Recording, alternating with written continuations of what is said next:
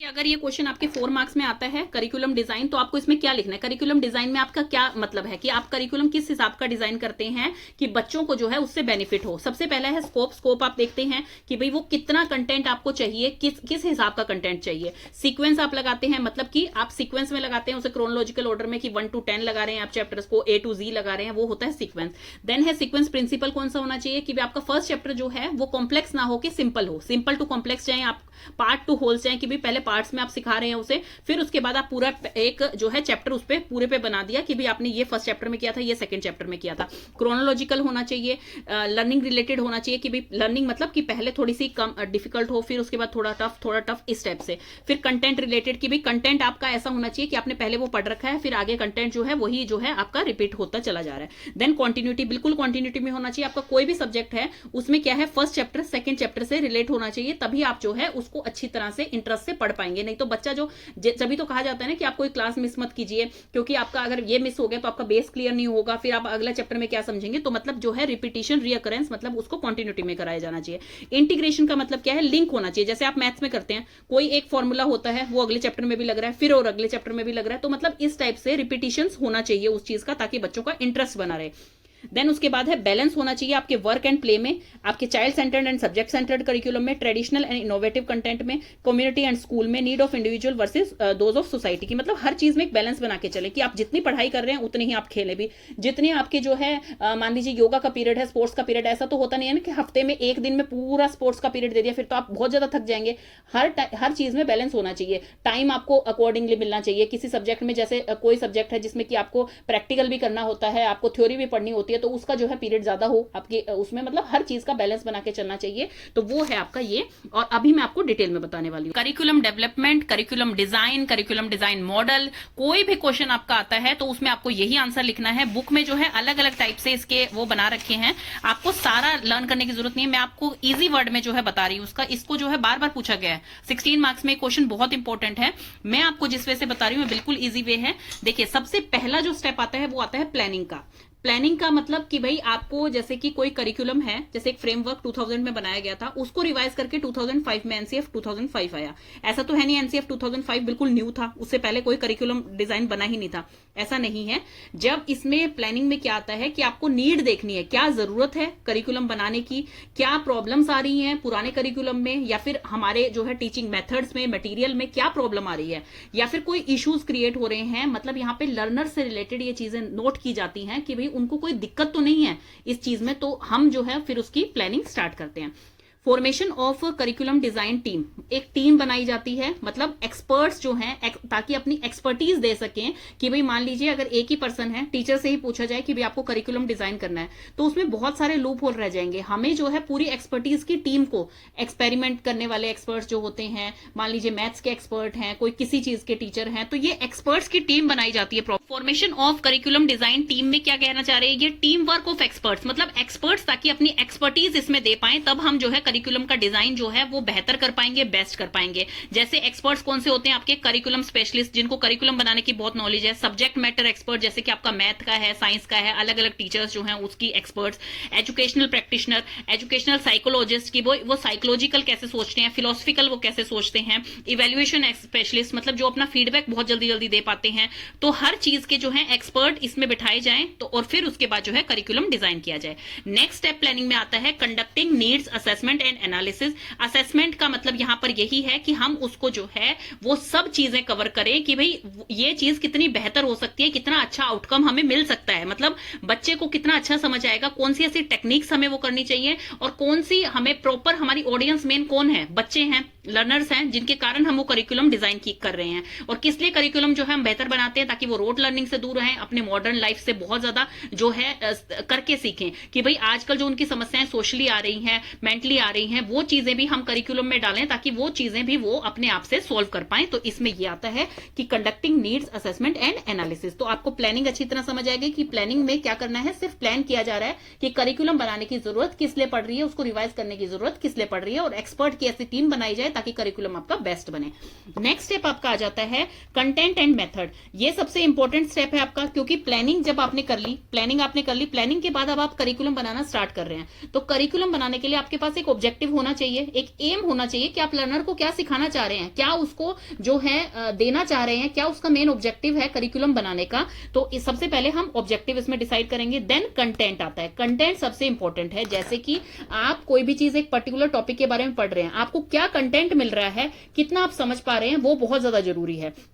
तो कंटेंट में आपका क्या क्या आ जाएगा कि स्कोप क्या है उसको सीखने के, पढ़ने के, स्किल्स कौन कौन सी डेवलप हो रही हैं, आपकी नॉलेज कितनी डेवलप हो रही है उससे, आपकी बिहेवियर में क्या चेंज आ रहा है, आपके सीक्वेंस कैसा है उसका। मतलब कि एक कंटेंट ऐसा होना चाहिए जो कि आपकी सोसाइटी के हिसाब से भी बेस्ट हो, आपकी मेंटली स्किल्स के हिसाब से भी बेस्ट हो, मतलब हर चीज के लिए वो बेस्ट हो। इस टाइप का आपका कंटेंट होना चाहिए। कंटेंट को किस हिसाब से लगाना चाहिए, क्रोनोलॉजिकल ऑर्डर में लगाना चाहिए उसे, कि भाई आप उसे अरेंज करें कि भाई कंटेंट आपका ऐसा ना हो कि सबसे पहले आपने क्रिटिकल कंटेंट दे दिया तो बच्चे को समझ ही नहीं आएगा, बच्चे को बोरिंग लगेगी चीज और बच्चा उससे डरेगा, डिमोटिवेट हो जाएगा।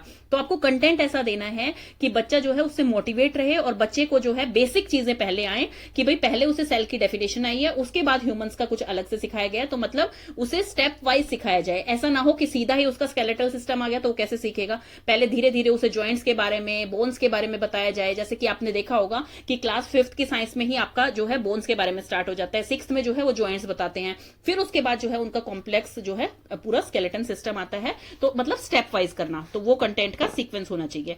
डिजाइन एक्सपर्टीज मेथड, मतलब कि एक्सपेरिएंशियल मेथड का मतलब है कि यहां पर एक्सपीरियंस से बच्चा कैसे सीखता है। जैसे कि टीचर है या कोई भी एक्सपर्ट है, वो पहले उस चीज को एक्सपीरियंस करके देखे कि आपने एक कंटेंट तो बना दिया, क्या ये सच भी है, क्या आप एक्सपेरिमेंट करके इसको देख रहे हैं, खुद एक्सपेरिमेंट करके देखें, फिर उस प्रोसेस को जो है शेयर करें कि यस ये बिल्कुल ठीक है, इसमें थोड़ा सा ये चेंज करके हम इसको बेस्ट बना सकते हैं ताकि बच्चों को अच्छी तरह से समझ आएगा। पहले खुद एक्सपीरियंस करें, फिर शेयर करें, फिर प्रोसेस करें और फिर उसको जनरलाइज करें कि भाई हाँ ये कंटेंट अब आप बुक्स में डाल दीजिए, करिकुलम में डाल दीजिए और ये बेस्ट है, फिर उसको जो है अप्लाई की जाए। मतलब यहां पर जो बात हो रही है एक्सपीरियंशियल मेथड्स की, उसमें बात हो रही है आपकी एक्टिविटीज की, कौन कौन सी एक्टिविटीज से टीचर जो है उसको और अच्छा समझा सकती है।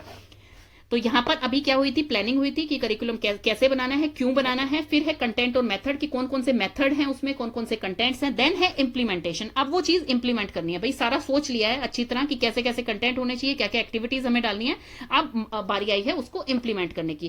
तो इसमें सबसे पहला आता है आपका production of curriculum material. Production of curriculum material का मतलब ये है कि जो भी आपको मतलब इस करिकुलम के हिसाब से जो भी मटेरियल, जो भी चीजें आपको चाहिए, मतलब जैसे आपकी एग्जिस्टिंग चीजें हैं, जैसे आप साइंस लेबोरेटरी में देखेंगे कि आपको क्या क्या चीजें चाहिए, जैसे आपके पास बर्नर कम है और बच्चे हैं ज्यादा, आपको एक्सपेरिमेंट्स करवाने हैं तो आप उसको लिखेंगे। तो मतलब वो चीजें नोट डाउन करके देंगे आप जो आपके पास पहले से कम है, ऐसा ना हो, वेस्टेज नहीं होनी चाहिए इसमें। तो इसमें मेन ये बताया गया है। नेक्स्ट है आपका testing and revise curriculum. Testing and revise curriculum में क्या मतलब है कि आप एक इवैल्यूएशन करेंगे, जैसे कि मतलब पहले उस चीज को टेस्ट करेंगे, इवैल्यूएशन करेंगे उसका कि इसमें क्या क्या कमी आ रही है या इस मटेरियल की हमें नीड क्यों है, वो चीज इसमें आएगी। देन है recruit and train facilitator to use wisely curriculum material. मतलब कि आपकी जो भी टीचर है, मान लीजिए साइंस टीचर है, तो उसको पहले खुद ट्रेनिंग दी जाए, वो खुद ट्रेंड हो फैसिलिटेटर, ताकि वो उस चीज का वाइजली यूज कर पाए, आपके रिसोर्सेज का वेस्ट ना करे। इसलिए उन्हें एडिक्वेट ट्रेनिंग देनी चाहिए फैसिलिटेटर को, ताकि वो इस करिकुलम मटेरियल का जो है वाइजली यूज कर पाए। अगर वो खुद पहले ही मतलब पहले से उसे उस चीज में ट्रेनिंग नहीं है और वो जाके खुद ही एक्सपेरिमेंट्स कर रही है अपने लिए, तो फिर उसमें क्या है, वो रिसोर्सेज वेस्ट होते हैं। तो इसमें यही है, वाइजली आपके रिसोर्सेज को यूज किया जाए।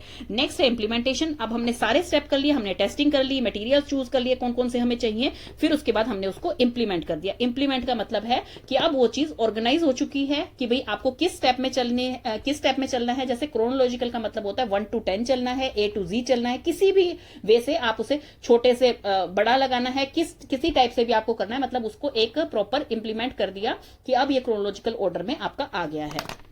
जैसे आप बुक में देखते हैं कि आपका चैप्टर 1 होता है, उसमें बेसिक्स हैं आपके, फिर चैप्टर 2 आता है, फिर चैप्टर 3 आता है। तो धीरे धीरे जो है आप आगे तक जाके अगले चैप्टर्स में जाके उस चीज को और अच्छी तरह से समझ पाते हैं, तो वो इसी हिसाब से लगाया जाता है।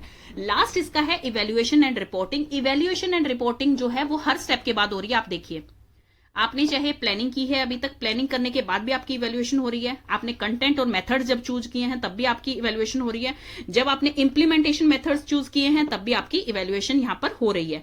इवैल्यूएशन में दो टाइप आते हैं, एक है डिजाइन इवैल्यूएशन स्ट्रेटेजी, जिसमें दो टाइप्स हैं, एक समेटिव एक फॉर्मेटिव। आपको नेम से ही पता लग रहा होगा, फॉर्मेटिव इवैल्यूएशन वो होता है जब आप कोई स्टेप करते हैं उसके बाद तुरंत आपका इवैल्यूएशन हो जाए कि भी उस स्टेप के चलते चलते, जैसे कि ड्यूरिंग लर्निंग प्रोसेस होते हैं, वो फॉर्मेटिव इवैल्यूएशन होते हैं जिसमें हम तुरंत फीडबैक देते हैं।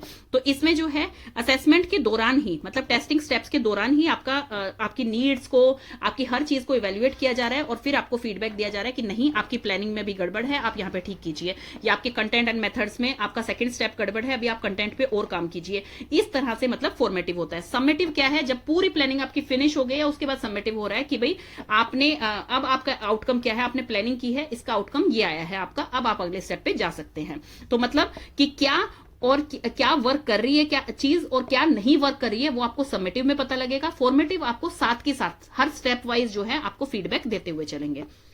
लास्ट आपका आ गया है रिपोर्टिंग एंड सिक्योरिंग रिसोर्सेज। जब आपने सारी प्लानिंग कर ली है, सारे कंटेंट्स डाल दिए हैं, इंप्लीमेंट कर दिए हैं, इवैल्यूएशन आपकी हो गई है, फिर उसके बाद लास्ट स्टेप आपका आता है, आप रिपोर्टिंग करेंगे कि क्या क्या सजेशंस थे, किस किस हिसाब से जो है इसमें चीजें अच्छी तरह से हो रही हैं, और फिर आप अपने रिसोर्सेज को, मटेरियल्स को, अपने कंटेंट को सिक्योर कर लेंगे और फिर इस स्टेप में जो है आपका फीडबैक दिया जाता है। तो इस तरह से आपका करिकुलम जो है डिजाइन किया जाता है स्टूडेंट। सबसे पहले प्लान किया जाता है, फिर उसका aim and objective and content decide किया जाता है, फिर उसे इंप्लीमेंट किया जाता है कि आपको कौन कौन से मटेरियल्स की नीड है, क्या क्या चीजों की जरूरत पड़ेगी, लर्नर्स के सोच के हिसाब से कि भाई आपकी ऑडियंस कौन है, इसमें लर्नर है, लर्नर के लिए बनाया जा रहा है करिकुलम, ऐसा तो नहीं है टीचर के लिए बनाया जा रहा है। टीचर का रोल है, बिल्कुल टीचर के लिए भी इंपॉर्टेंट है, लेकिन मेन फोकस जो है वो लर्नर का है।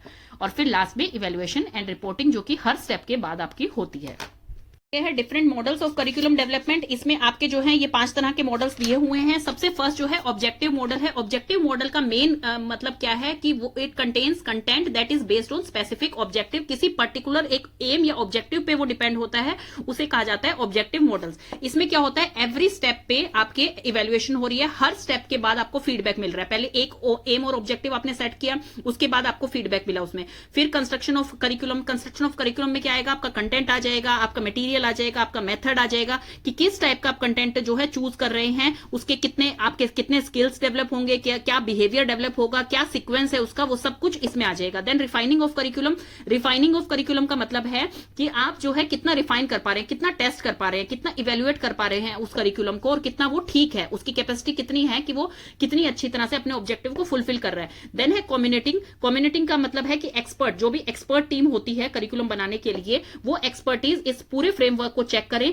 ऑब्जेक्टिव देखें, इसका जो है मटेरियल्स देखें, इसका कंटेंट देखें, हर चीज जो है फिर इवेल्युएट की जाए। तो ये होता है आपका ऑब्जेक्टिव करिकुलम, जिसमें ब्रॉडली जो है आपका ऑब्जेक्टिव एनालाइज किया जाता है, आपका एम एनालाइज किया जाता है कि वो कितना आसानी से अचीव हो सकता है, क्या क्या उसके अंदर कंटेंट दिए हैं, क्या क्या चीजें दी गई हैं जो कि आप वो ऑब्जेक्टिव अचीव कर पाते हैं।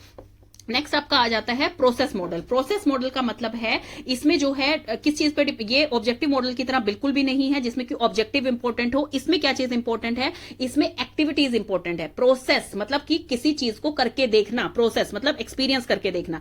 तो इसमें एक्टिविटीज इंपॉर्टेंट है कि टीचर और स्टूडेंट की कौन कौन सी एक्टिविटीज से वो सीख रहे हैं, टीचर और स्टूडेंट का कितना इंटरेक्शन हो रहा है। तो ये होता है प्रोसेस मॉडल में। मीन्स इसमें कोई जो है एंड पॉइंट नहीं है, कोई इवेल्युएशन नहीं हो रही है कि भी मींस नोट एंड का मतलब यहां पर है कि जैसे उसमें करिकुलम को इवेल्युएट कर लिया गया, उसके फीडबैक दे दिए गए, फिर उसमें इंप्रूवमेंट हो गई और फिर उसका एंड हो गया एक स्टेप पे आके। ये प्रोसेस है, मतलब एक चलता ही रहता है ये कि बच्चों की इसमें स्किल्स देखी जा रही हैं, बच्चे कौन सी एक्टिविटीज कर रहे हैं, बच्चे किस प्रोसेस से सीख रहे हैं। तो वो सारी चीजें इसमें जो है काम में लाई जाती हैं कि उनकी क्या वैल्यूज हैं, क्या स्टैंडर्ड है, मतलब उसे प्रोसेस मॉडल कहा जाता है। नेक्स्ट आपका आ गया है टाइलर्स मॉडल। टाइलर्स मॉडल जो है वो एक लीनियर मॉडल होता है। टाइलर्स और व्हीलर्स में आपका 4 मार्क्स में जो है डिफरेंस आ सकता है, तो इसे भी जो है इंपॉर्टेंट क्वेश्चन आप मार्क कर सकते हैं। जो टाइलर्स मॉडल होता है वो लीनियर मॉडल होता है, जो व्हीलर्स मॉडल होता है वो एक साइक्लिक मॉडल होता है कि भाई साइकिल के वे में चलता है। टाइलर्स मॉडल में 4 स्टेप होते हैं, ऑब्जेक्टिव है, फिर सिलेक्शन ऑफ लर्निंग एक्सपीरियंस है, फिर ऑर्गेनाइजेशन ऑफ लर्निंग एक्सपीरियंस है और फिर इवेल्युएशन है। इसमें आपके 5 स्टेप होते हैं। सबसे पहले एम एंड ऑब्जेक्टिव है, सिलेक्शन ऑफ लर्निंग एक्सपीरियंस है, देन कंटेंट। जैसे कि इसमें लिखा हुआ है कि कंटेंट को इन्होंने जो है एक अलग जो है वो दे दिया है, स्टेप दे दिया है। कंटेंट जो है सिलेक्शन ऑफ लर्निंग एक्सपीरियंस में इंक्लूड नहीं है।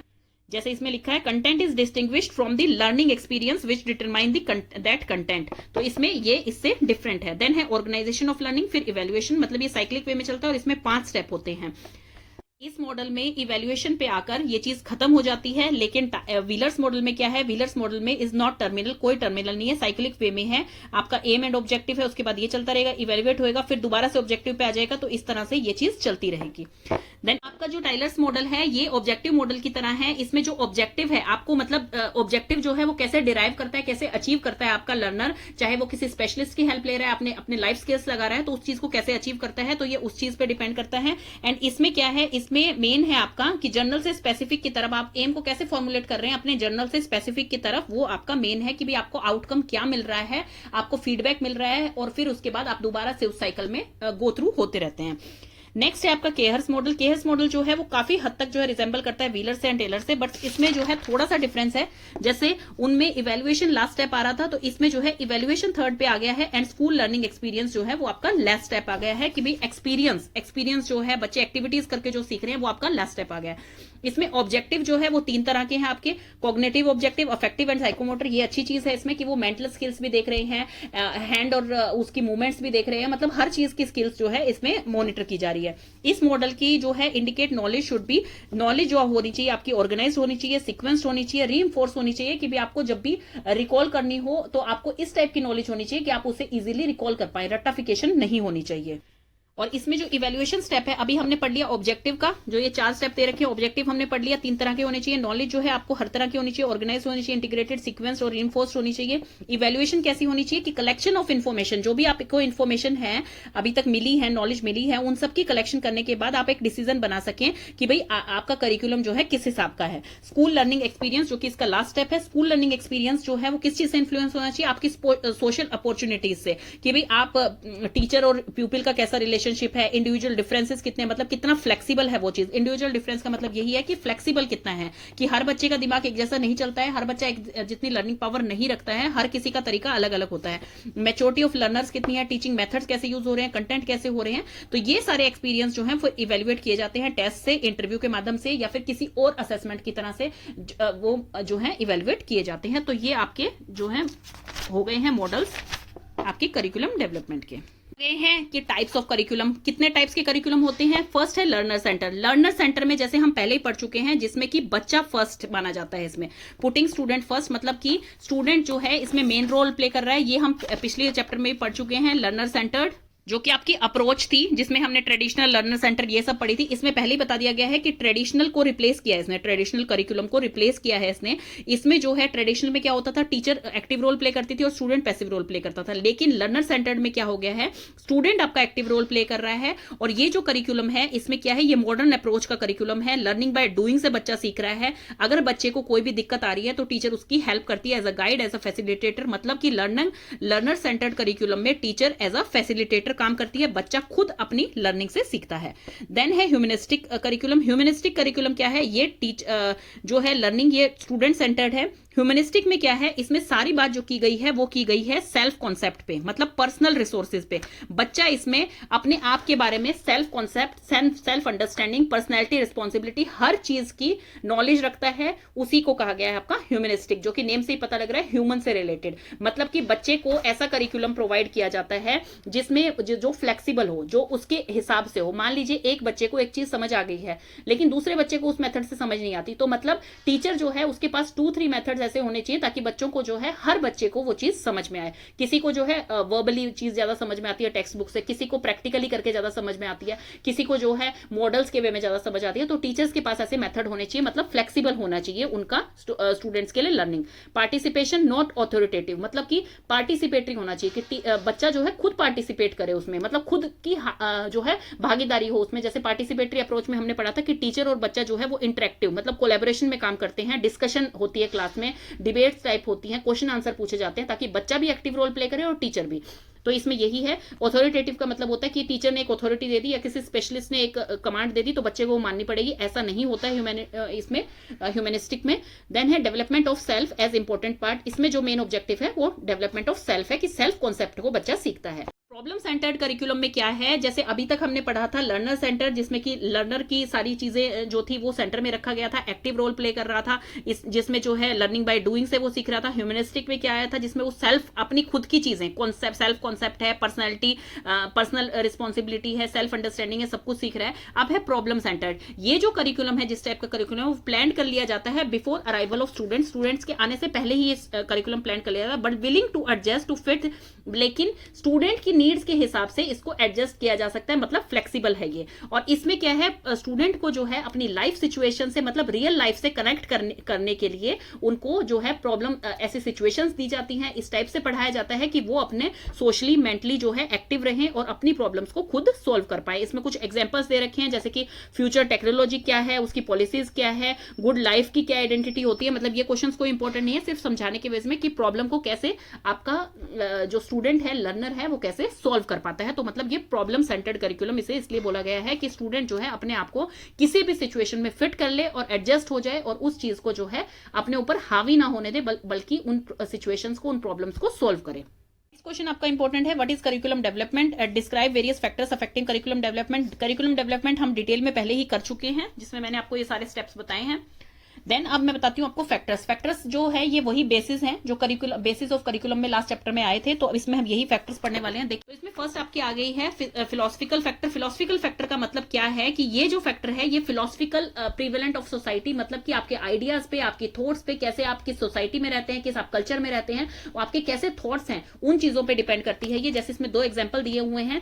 प्रेगमेटिस्ट कौन से होते हैं, जिसमें कि वो मानते हैं कि नॉलेज जो होती है वो चेंजेबल है, टाइम के साथ साथ नॉलेज चेंज होती रहती है, और लर्नर का इंटरेस्ट उसमें होना बहुत जरूरी है। लर्नर के इंटरेस्ट पे डिपेंड होती है सारी आपकी करिकुलम आप कैसा सेट करते हैं। लेकिन वहीं पे एग्जिस्टेंलिस्ट का मतलब क्या होता है कि वो मानते हैं कि जो आपकी नॉलेज है वो क्या है, पर्सनल है, मतलब उसका एक पर्टिकुलर एक ऑब्जेक्टिव होता है और खुद के परसेप्शन पे वो डिपेंड करती है। तो इस चीज को ध्यान में रखते हुए आपको करिकुलम बनाना चाहिए। नेक्स्ट है पॉलिटिकल फैक्टर। पॉलिटिकल फैक्टर में वही सेम है कि आपकी local, state, national political standards जो हैं वो आपकी करिकुलम बनाने में, आपकी फंडिंग में बहुत ज्यादा हेल्प करते हैं। दैट्स वाई जो है पॉलिटिकल फैक्टर इसमें बहुत ज्यादा इंपॉर्टेंट है। आपको क्या क्या मटेरियल चाहिए होता है, आपके अंदर, आपके स्कूल के अंदर कैसा स्टाफ आ रहा है, तो हर चीज जो है वो पॉलिटिकली जो है कनेक्टेड है, इसलिए कहा गया है कि पॉलिटिकल फैक्टर आपके लिए इंपॉर्टेंट है। जैसे फंडिंग ऑफ एजुकेशन में आ गया, एंट्री इनटू एजुकेशनल इंस्टीट्यूशन, मतलब कि कौन वहां पर टीचर आ रहा है, कौन क्या आ रहा है, किसका कैसा एग्जाम क्लियर करके उसे वहां पर आना है, हर चीज को जो मटेरियल है वो वहां पर आ रहा है, तो हर चीज कहां से आती है, पॉलिटिकल फंडिंग की थ्रू आती है। तो मतलब पॉलिटिकल फैक्टर भी इसमें मेन रोल प्ले करता है। नेक्स्ट है आपका इकोनॉमिक फैक्टर। इकोनॉमिक फैक्टर का यहाँ पे क्या मतलब है, इकोनॉमिक्स जो होती है वो आपके करिकुलम को इन्फ्लुएंस करती है, करिकुलम डेवलपमेंट पे कैसे इन्फ्लुएंस करती है। आप देखते हैं गवर्नमेंट अपना पैसा लगाती है पढ़ाई में, किस लिए लगाती है, क्योंकि ताकि उन्हें रिटर्न मिल सके कुछ समय बाद, जब आपके बच्चे पढ़ेंगे लिखेंगे, फ्यूचर जो है आपके देश का अच्छा तैयार होगा, तो आप वो अच्छी अच्छी जॉब लगेंगे, बड़ी बड़ी जॉब लगेंगे, और फिर जो है आपके टैक्सेस भरते हैं, तो मतलब आपको इकोनॉमी में रिटर्न्स मिल रहा है। तो इसीलिए जो है एजुकेशन जो है is financed by government is to improve the country's economy, country की इकोनॉमी को बढ़ाने के लिए। क्योंकि जो भी स्किल्स, बच्चे की नॉलेज, जो भी बेस होगा, जो भी वो स्कूल में पढ़ेगा, वो सारा कहां से आता है, उसकी क्लासरूम से ही शुरू होता है। और जो भी इंडस्ट्रीज में बच्चा लग रहा है, बड़ी बड़ी पोस्ट पे लग रहा है, किसी भी अलग जॉब पे वो जा रहा है, तो वो कहां से आएगी उसकी सारी नॉलेज, वो उसके उस क्लासरूम से ही आएगी। तो इसलिए इकोनॉमिक फैक्टर भी आपका उतना ही डिपेंडेंट है। इसमें बताया गया है as a teacher you require, कुछ स्कूल सप्लाईज आपको जरूरत होती है, जैसे टेक्स्ट बुक्स हैं, चार्ट्स हैं, इक्विपमेंट्स हैं, केमिकल्स हैं, जो कि आपके साइंस एक्सपेरिमेंट के लिए होता है। और ये सब मटीरियल जो है ये आपको कहां से मिलते हैं, इंडस्ट्रीज से मिलते हैं। और मतलब आपको तो ये भी वही फंडिंग की बात है कि आपको ये जो मटेरियल्स मिलते हैं आपकी साइंस लेबोरेटरीज के लिए चाहिए या किसी भी चीज के लिए चाहिए, तो आप डिपेंड हैं दूसरी फर्म पे, दूसरी इंडस्ट्रीज पे, तो आपको वो जब भी अचीव हो पाएंगे, जब भी आप अपना एकेडमिक अचीवमेंट कर पाएंगे, जबकि आपको ये प्रॉपर जो है सोर्स, ये आपको प्रॉपर रिसोर्सेज मिल पाते हैं। नेक्स्ट आपका आ जाता है टेक्नोलॉजिकल फैक्टर। टेक्नोलॉजिकल फैक्टर का मतलब है कि आज जो 21st सेंचुरी है उसमें टेक्नोलॉजी से हर चीज चल रही है, इतनी तरह के गैजेट्स आ गए हैं, बच्चों को जो है हर चीज की, कंप्यूटर की नॉलेज होनी बहुत जरूरी है, ताकि वो अपने आप को जो है एक सक्सेसफुल पर्सन बना सके। जैसे इसमें लिखा हुआ है, अगर आपको कंप्यूटर की नॉलेज नहीं है तो अपने आप को आप अपडेट कभी नहीं रख पाएंगे। तो इसीलिए स्कूल्स में कंप्यूटर नॉलेज, इंटरनेट को कैसे यूज करना है, किस टाइप, कौन कौन सी साइट्स पे आप क्या सर्च कर सकते हैं, तो वो सारी चीजें आपको जो है प्रॉपर नॉलेज नॉलेज दी जाती है, तो उसे कहा जाता है कि टेक्नोलॉजिकल फैक्टर आपकी करिकुलम डेवलपमेंट में बहुत ज्यादा जरूरी है, क्योंकि टेक्नोलॉजी को इंक्लूड करना पड़ेगा। जैसे पहले कंप्यूटर का पीरियड मस्ट ना हो, लेकिन आजकल हर स्कूल में जो है कंप्यूटर का पीरियड मस्ट होता है, ताकि वो जो है अवेयर हो पाए हमारी लेटेस्ट टेक्नोलॉजी से। देन है सोशल फैक्टर। सोशल फैक्टर में क्या आता है कि सोसाइटी को कंसीडर करके आपको कुछ ऐसा डिजाइन बनाना है अपने करिकुलम का कि जिसमें जो है किसी भी धर्म को, किसी कास्ट को, किसी पर्टिकुलर सोसाइटी को, किसी के कल्चर को जो है ठेस ना पहुंचे, हर किसी को बराबर हक दिया जाए। क्योंकि जैसे हमारी कंट्री है उसमें तरह तरह के जो है रिलीजन है, कास्ट है, तो उन सबको कंसीडर करके आपका करिकुलम डिजाइन किया जाए। नेक्स्ट आपका आ गया है साइकोलॉजिस्ट। साइकोलॉजी का मतलब है कि आपके दिमागी तौर पे आपकी कितनी लर्निंग पावर है चाइल्ड की, कितनी उनकी डेवलपमेंट हो रही है, उन सब चीजों को कंसीडर करके ही, ताकि वो मैक्सिमम लर्न कर पाए, मैक्सिमम अपनी स्किल डेवलप कर पाए, उन सबको कंसीडर करके आपका जो है करिकुलम डेवलप होना चाहिए। एनवायरमेंटल फैक्टर में क्या आ जाता है? एनवायरमेंट, जैसे कि आजकल हम कह रहे हैं ग्लोबल वार्मिंग बहुत बढ़ रही है, हमारी ओजोन लेयर जो है, जो कि एटमोस्फेयर में हमारी ओजोन लेयर होती है, जो कि हमें प्रोटेक्ट करती है सन की हार्मफुल रे से, वो भी डिप्लीट होती जा रही है। ऐसे ही जो है पानी का स्तर कहीं बढ़ता जा रहा है। तो मतलब अलग अलग जो एनवायरमेंटल फैक्टर्स हैं, इन सब चीजों को भी कंसीडर करना चाहिए हमारे करिकुलम में, तो ताकि फ्यूचर, जो कि फ्यूचर हमारा डिस्टर्ब हो रहा है इस चीज से, क्योंकि आज जो चीजें हो रही हैं वो फ्यूचर में और भी ज्यादा खराब हो सकती हैं। इसलिए जो आने वाले लर्नर्स हैं, जो फ्यूचर हमारा तैयार हो रहा है, उनको करिकुलम में ऐसी ऐसी अवेयरनेस दी जाए कि अगर आप ऐसा करेंगे तो हम इस चीज से बच सकते हैं, अगर आप ऐसा नहीं करेंगे तो आगे जाके फ्यूचर में आपको बहुत ही दिक्कतें होने वाली है। और ये चीजें जो है फ्यूचर सर्वाइवल के लिए बहुत जरूरी है। तो ये चीजें आपके करिकुलम में होनी चाहिए ताकि बच्चा इसमें अवेयर रह सके। ये क्वेश्चन भी 16 मार्क्स के हिसाब से इंपॉर्टेंट है। करिकुलम चेंज, इसका मीनिंग क्या होता है, नीड क्या है, फैक्टर्स क्या है affecting curriculum change. Factor affecting हम पढ़ चुके हैं। करिकुलम चेंज के लिए कौन कौन से फैक्टर्स अफेक्ट करते हैं, जिसमें सोशियोलॉजिकल, जो मैंने आगे आपको बता दिया है। मीनिंग क्या है इसका? मीनिंग इसका ये है कि करिकुलम क्या है, करिकुलम में हमें अपने गोल्स कैसे अचीव कर सकते हैं हम एजुकेशन में, स्टूडेंट्स कैसे अपने स्किल्स डेवलप कर सकते हैं, कैसे उनको नॉलेज मिल रही है, क्या उनका बेस बन रहा है, वो सब कुछ करिकुलम में इंक्लूड होता है। करिकुलम ऐसा होना चाहिए कि उस चीज को जो है आप बच्चे की स्किल्स डेवलपमेंट में लगाएं, उसको सोशली एक्टिव करें, मेंटली एक्टिव करें, और रोट लर्निंग से दूर करें। जो रोट लर्निंग हमारा ट्रेडिशनल मेथड था टीचिंग का, उससे बिल्कुल दूर ले जाएं बच्चों को। बच्चे एग्जाम से डरे नहीं, बच्चे पढ़ाई से डरे नहीं, बल्कि उसको इतना इंटरेस्टिंग बना दिया जाए कि उसको बच्चे जो है इंटरेस्ट लेकर पढ़ें और उनको जो है अपनी रियल लाइफ से कनेक्ट करके उस प्रॉब्लम्स को वो सोल्व कर पाएं। तो ऐसा आपका करिकुलम होता है। तो करिकुलम चेंज का क्या मतलब है? करिकुलम चेंज का मतलब है is significantly to improve the existing curriculum. मतलब जो आपका एग्जिस्टिंग करिकुलम है, अगर उसमें कोई कमी लगती है तो आपको करिकुलम चेंज करना पड़ेगा। उसमें कोई भी चीज आपको चेंज करनी है, कोई चीज न्यू ऐड करनी है कि आपको लगता है कि भाई ये इस प्रॉब्लम का सोल्यूशन दे रही है, तो यस हम इसको इंक्लूड कर देते हैं ताकि बच्चों के लिए बेनिफिशियरी रहे। तो ये चीज है इसमें। What needs to be changed, क्या चेंज होना है, सिलेक्शन करनी है आपको उस चीज की कि किस तरह से ये बच्चों को हेल्पफुल होगा, तो उसे करिकुलम चेंज कहा जाता है। करिकुलम चेंज और revision means making the curriculum different in some ways to give it a new position और डायरेक्शन। मतलब कि उसका ऑब्जेक्टिव है, एम है, हर चीज जो है, हर कंटेंट उसका रिवाइज किया जाए, उसको अच्छी तरह से जो है मतलब पढ़ा जाए, ताकि उसमें हम रीथिंक कर सके कि क्या चीजें जो है इसमें चेंज करने लायक हैं और क्या चीजें इस करिकुलम की अच्छी हैं। तो अब हम आगे पढ़ते हैं एनसीएफ था एक करिकुलम। इसका मेन प्रिंसिपल्स क्या थे उससे आपको सारा समझ आ जाएगा। ये करिकुलम बनाने की जरूरत क्यों पड़ी, पहले तो आप ये देखिए कि ट्रेडिशनल वे में क्या होता था, रोट लर्निंग होती थी, मतलब रट्टाफिकेशन होती थी। टीचर आई, उसने बुक से पढ़ाया और उसने बोल दिया आपको यही याद करना है और यही आप एग्जाम में लिख के आएंगे तो आपको मार्क्स मिलेंगे, मतलब कि एक तरह की रोट लर्निंग होगी। तो एनसीएफ की जरूरत किस लिए पड़ी? जब गवर्नमेंट ने और सब टीचर्स ने, जब ये एजुकेशनल सिस्टम ने मिलकर सोचा कि भाई आपको ऐसा फ्रेमवर्क बनाना पड़ेगा जिसमें बच्चा जो है वो एक्टिवली रोल प्ले करे, बच्चे को हर चीज समझ आनी चाहिए, चाहे उसके लिए आपको कोई सा भी मेथड जो है यूज करना पड़ रहा है, चाहे आप मटेरियल्स की हेल्प से समझा रहे हैं, प्रैक्टिकल हेल्प से समझा रहे हैं, जरूरी नहीं है कि बच्चा जो है टेक्स्ट बुक के कंटेंट को ही समझे। जैसे कि इसका बहुत अच्छा एग्जांपल है, आपने 3 इडियट मूवी देखी है, उसमें शुरू में स्टार्टिंग में क्या है, सब बच्चे उनको प्रोत्साहित करते हैं सारे टीचर्स, जो कि आपको बिल्कुल बुक वाली डेफिनेशन बताते हैं। लेकिन जैसे आमिर खान थे, उनको चीजें सारे कॉन्सेप्ट सारे क्लियर थे, लेकिन वो अपनी लैंग्वेज में बताते थे। तो आखिर में जाके सबसे ज्यादा जो है इंटेलिजेंट पर्सन कौन निकले, वो खुद ही निकले। तो यही इसमें बताया जा रहा है कि एक जरूरी नहीं है एक बच्चे को जो है बुक से ही हर चीज समझ आए या वो बिल्कुल जो है एज इट इज ही लिख पाए। तो इसलिए बच्चे को लर्निंग विदाउट बर्डन का कॉन्सेप्ट दिया गया इसमें, कि बच्चे के ऊपर कोई बर्डन नहीं होना चाहिए कि आपको बुक से यही वाला पैराग्राफ लिखना है इसकी डेफिनेशन में, नहीं, आपको समझ आना चाहिए, आप अपने वर्ड्स में इस चीज को लिख सकते हैं। तो अब आपको समझ आ गया मेनली क्या था, रोट लर्निंग और लर्निंग विदाउट बर्डन जो है वो चीज करने के लिए इसमें इसको प्रोत्साहित किया गया था कि रोट लर्निंग बिल्कुल नहीं होनी चाहिए।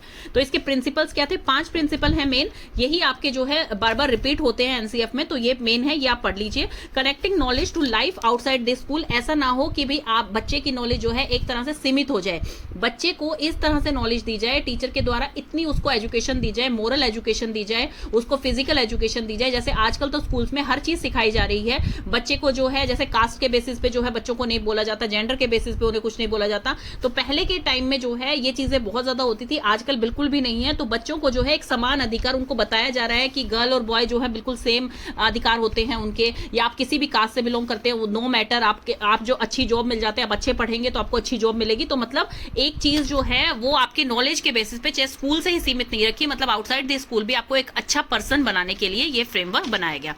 Learning shifted away from rote methods, मतलब रटने से दूर ले जाया गया।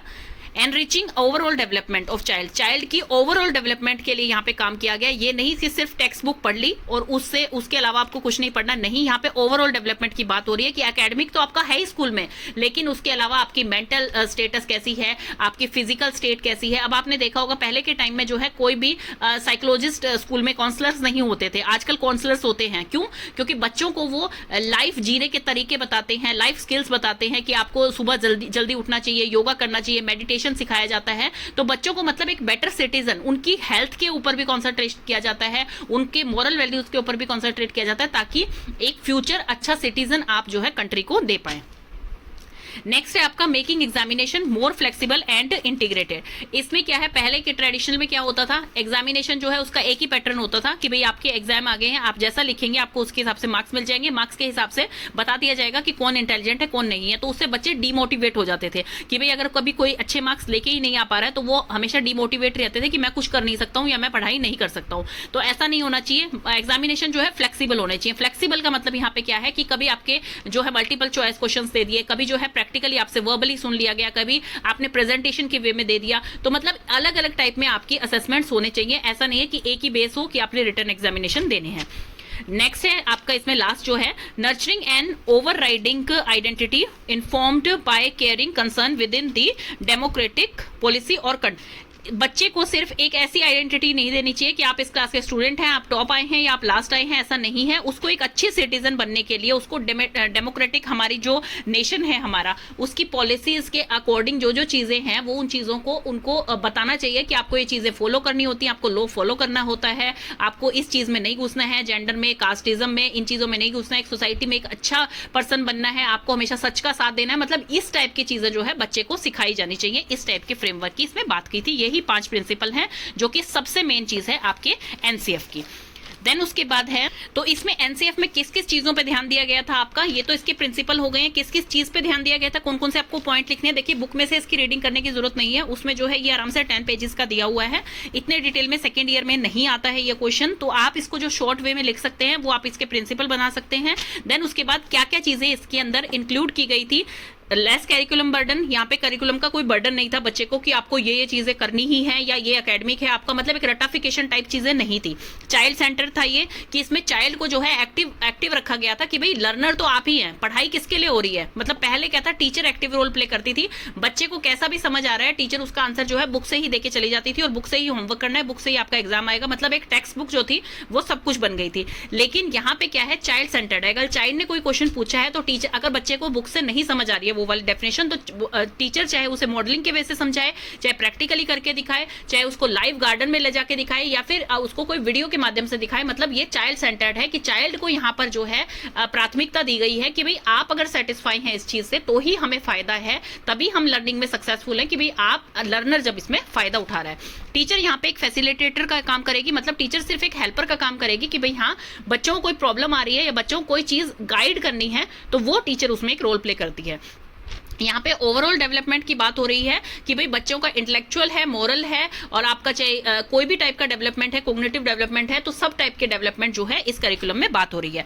प्रॉब्लम सॉल्विंग मतलब कि बच्चे को सिचुएशंस दे दी जाती हैं, बच्चे को जो है प्रैक्टिकली करके दिखाई जाती है चीज और फिर जो है बच्चा उसके बाद जो है प्रॉब्लम सॉल्व खुद से ही करने लग जाता है। देन है इसमें डिस्कवरी एडवांस्ड नॉलेज, मतलब डिस्कवरी एडवांस्ड नॉलेज का मतलब है कि इसमें बच्चे को जो है हर टाइप की नॉलेज दी जाए कि बेस से लेकर जो है एडवांस नॉलेज तक उसे सब कुछ पता हो, मॉरल वैल्यूज दी जाए उसे, नैतिक शिक्षा, मतलब कि अब आपने देखा होगा कि ये सिलेबस भी लगाने लग गए हैं। पहले क्या होता था कि एक पर्टिकुलर सिलेबस है वही चल रहा है आपका 10th तक, और फिर उसके बाद आपकी 4 स्ट्रीम है कि आपको क्या लेनी है, आर्ट लेनी है, कॉमर्स लेनी है, मेडिकल नॉन मेडिकल ये लेनी है। अभी क्या है बच्चों के लिए बहुत वैरायटी बना दी गई है। कई बच्चे जो होते हैं वो एक पर्टिकुलर फील्ड में नहीं जाना चाहते हैं, वो कोई वोकेशनल कोर्स करना चाहते हैं, तो उसके लिए भी करिकुलम में जो है वैल्यू दी गई है कि भाई आप कोई वोकेशनल कोर्स कर सकते हैं, कि कोई आपकी स्पेशलाइजेशन है जो उसका आप कोर्स कर सकते हैं।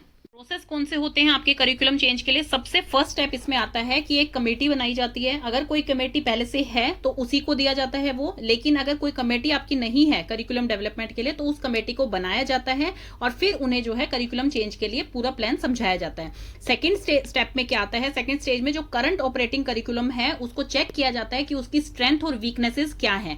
देन उसके बाद थर्ड स्टेज आ गई। थर्ड स्टेज में जो है डिटेल्ड आपकी स्टडी की जाती है जो आपका एग्जिस्टिंग करिकुलम है, कि आपकी वो करिकुलम जो है वो स्टूडेंट्स की जो नीड है, जो उनको चाहिए, नॉलेज चाहिए, स्किल्स चाहिए, वो उस चीज से फुलफिल हो रहे हैं कि नहीं हो रहे हैं, वो स्टेज 3 में देखा जाता है।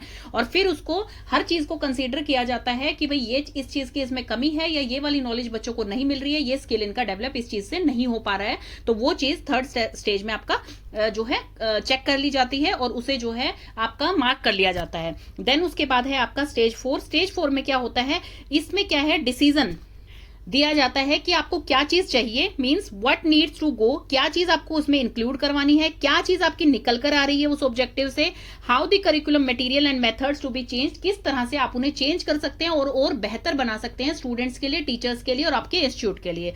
देन है स्टेज 5। इसमें क्या है, आप इसमें डिजाइन, राइटिंग, आपके नए करिकुलम में क्या क्या कैसा डिजाइन होना चाहिए और क्या उस करिकुलम में जो है आपको इंक्लूड करना है, क्या आपको ऐड करना है या क्या चीज आपको हटानी है, फॉलो करके जो है अपने इंस्टीट्यूट में पढ़ाई करवानी है या कोई भी प्रैक्टिकल्स करवाने हैं, वो सब करिकुलम में लिखा होता है, तो मतलब वो एक बेस बन जाता है। तो आपका स्टेज 5 में क्या है, आपको उसका जो है न्यू करिकुलम जो भी चेंजेस हुए हैं, आपकी रिवाइज्ड फिलॉसफी है, उसमें एम्स जो भी चेंज हुए हैं वो सब कुछ आपको इस स्टेज में उसमें लिख देना है, इंक्लूड कर देना है। देन आपकी स्टेज 6 आती है। स्टेज 6 में क्या है, एक्चुअल इंप्लीमेंटेशन हो जाता है, मतलब कि टीचर्स को, स्टूडेंट्स को, सबको इन्फॉर्म कर दिया जाता है कि भाई आपके करिकुलम में अब ये चीजें चेंज हो गई हैं, ये चीजें नई आ गई हैं, तो ताकि आप इसी हिसाब से जो है आप पढ़ाई करवाएं और पढ़ाई करें। तो ये इंप्लीमेंट हो गया है स्टेज 6 में। स्टेज 7 में क्या है, जो इंप्लीमेंट हुआ है, जो न्यू चेंजेस इंप्लीमेंट हुए हैं उसका इवेल्युएशन होता है कि वो चीजें ठीक तरह से काम कर रही हैं या नहीं कर रही हैं, मतलब एक्सपीरियंस करके देखा जाता है उन्हें कि बिल्कुल वो इफेक्टिव है या नहीं है।